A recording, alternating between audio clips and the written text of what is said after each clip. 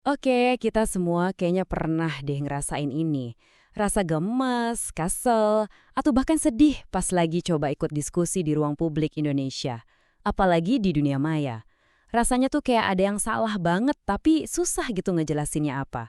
Nah, kali ini kita akan coba bedah bareng-bareng fenomena ini. Kita mulai dari yang paling umum ya.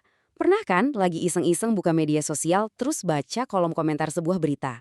Bukannya nemu diskusi yang mencerahkan, isinya malah bikin kepala pusing, campur aduk antara miris sama kesal. Ngerasain hal yang sama?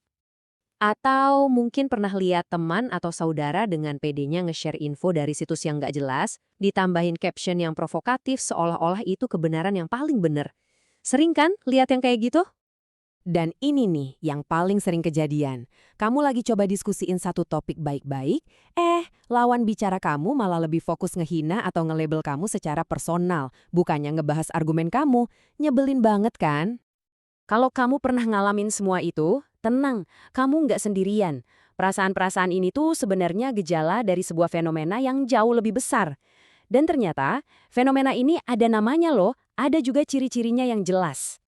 Jadi, yuk kita mulai dengan coba mendiagnosis masalahnya. Sebenarnya apa sih yang lagi kita hadapi ini?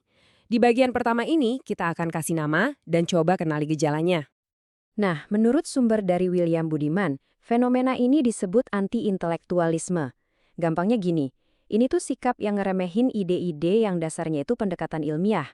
Sikap ini lebih ngedepanin emosi dan keyakinan pribadi daripada data, fakta, apalagi alur logika yang sehat. Di sini kita bisa lihat ada 4 tanda utamanya. Kita urut ya. Pertama, dasarnya dulu. Datanya lemah. Opini itu seringnya cuma berdasarkan perasaan atau kayaknya, bukan fakta. Terus ini ngebawa kita ke tahap kedua, logika cacat. Di sini kita sering banget lihat standar ganda. Misalnya, penggusuran di daerah A dikritik habis-habisan. Tapi pas kejadian yang sama di daerah B, malah didiemin. Nah, kalau argumen udah lemah, jurus berikutnya adalah serangan pribadi. Dan puncaknya, kepercayaan buta sama teori konspirasi yang ngegiring emosi dan sentimen kita. Oke, kita lanjut lebih dalam lagi. Ternyata, ini tuh bukan sekedar tren sosial yang nggak sengaja muncul. Ini bisa jadi sesuatu yang jauh lebih terencana dan disengaja, terutama di panggung politik. Menurut analisis dari Indonesiana, anti-intelektualisme itu bisa dipakai sebagai strategi politik yang efektif banget. Aktor politik bisa dapat dukungan justru dengan cara meremehkan pemikiran kritis. Aneh kan? Harusnya kan kecerdasan dan ilmu itu jadi kekuatan, tapi strategi ini malah bikin itu semua jadi hal yang patut dicurigai. Terus gimana cara kerjanya? Ada 3 mekanisme utama. Pertama, mendelegitimasi para kritikus. Akademisi atau orang pintar dicap sebagai orang yang nggak ngerti lapangan, hidup di menara gading.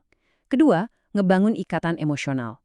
Kepercayaan publik digeser dari kualitas argumen ke citra pemimpin yang sederhana dan merakyat. Dan yang ketiga, ini yang paling bahaya, mengalihkan tanggung jawab. Kalau ada kebijakan gagal, yang disalahin bukan sistemnya, tapi individu atau kelompok tertentu. Dan ternyata, kekhawatiran soal ini tuh bukan hal baru loh. Menariknya, bahkan dalam teks kuno kayak sebuah hadis ribuan tahun lalu, udah ada peringatan tentang bahayanya kepemimpinan orang-orang bodoh. Ini nunjukin kalau penolakan terhadap ilmu pengetahuan itu jadi keprihatinan umat manusia dari zaman dulu. Sekarang, kita sampai di pertanyaan paling penting. Emangnya kenapa kalau begini terus? Apa ruginya buat kita sebagai masyarakat? Nah, bagian ini ngebahas soal harga mahal yang harus kita bayar. Coba deh lihat perbandingannya, kontras banget kan? Di demokrasi yang sehat, kritik itu ibarat vitamin. Kebijakan dibuat berdasarkan data dan logika, dan keadilan itu buat semua. Sebaliknya, di masyarakat anti-intelektual, kritik itu dianggap racun, jadi harus dibungkam. Kebijakan dibuat berdasarkan apa yang lagi populer aja, dan keadilan bisa jadi barang dagangan. Salah satu akibat paling ngerinya adalah apa yang disebut jual-beli hukum. Ini kondisi di mana keadilan itu udah nggak buta lagi. Putusan pengadilan bisa dibeli sama mereka yang punya duit dan kekuasaan. Sistem hukum yang harusnya jadi pilar terakhir kita malah runtuh dari dalam. Ada metafora yang kuat banget dari artikel di Berdikari Online. Kritik itu menempatkan pemerintah di dalam rumah kaca. Semua gerak-geriknya bisa diawasi, jadi transparan. Nah, pas kritik dibungkam, rumah kaca itu pecah. Deal-deal di belakang layar jadi gampang terjadi. Dan yang untung ya segelintir elit aja. Sumber ini mencontohkan gimana UU kayak Cipta Kerja dan Minerba bisa lolos dengan proses yang minim transparansi pas kritik publik lagi dilemahkan. Dan dampak nyatanya itu kelihatan dari angka yang bikin khawatir ini. Menurut survei indikator politik tahun 2020, hampir 70% dari kita, masyarakat Indonesia, ngerasa makin takut buat nyatain pendapat. Ini bukan lagi sekedar perasaan, ini data yang nunjukin ada efek mengerikan yang nyata. Jadi, intinya begini, ketika anti-intelektualisme dibiarin merajalela, masyarakat kita jadi rapuh. Kita jadi gampang dipecah belah, gampang dimanipulasi, dan kepercayaan kita ke pemerintah, bahkan ke sesama warga, jadi terkikis pelan-pelan. Nah, inilah kanker yang kita maksud di awal tadi. Dia ngerusak kita dari dalam.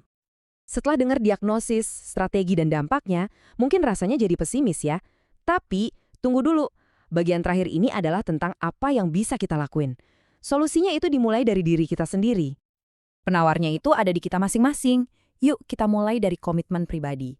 Coba deh dasarin opini kita ke data, bukan cuma emosi. Yuk kita berdebat pakai logika, bukan caci maki. Coba buat konsisten sama standar kita, jangan standar ganda. Dan yang paling penting, yuk kita punya kerendahan hati buat ngaku kalau kita salah dan mau mengubah pandangan kalau nemu fakta yang lebih baik. Dan saya mau menutup bahasan kali ini dengan kutipan yang kuat banget dari William Budiman.